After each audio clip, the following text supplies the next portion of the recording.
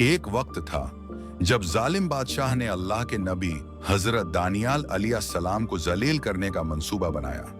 उसने गुरूर से कहा, उन्हें भूखे शेरों के गार में डाल दो ताकि उनकी हड्डी तक बाकी न रहे। दरबार का माहौल खौफ और सन्नाटे में डूब गया। लोग समझे कि अब नबी का बचना नामुमकिन है। दरवाजे खोले गए और हजरत दानियाल अलैहिस्सलाम को शेरों के अंधेरे गार में फेंक दिया गया। शेर जो कई दिनों से भूखे थे धाड़ने लगे। उनकी आंखों में आग की लाली और दांतों में वहशत झलक रही थी। लेकिन अचानक अल्लाह ताली का हुक्म आया और कायनात लर्ज उठी। शेरों के मुना बंद हो गए।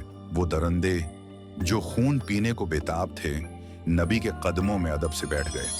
हजरत दानियाल अलैहिस्सलाम ने मुस्कुरा कर फरमाया, ये है मेरे रब का निजाम, वो जिसे चाहे मुतिया बना दे और जिसे चाहे जलील कर दे। लोग हैरत में डूब गए।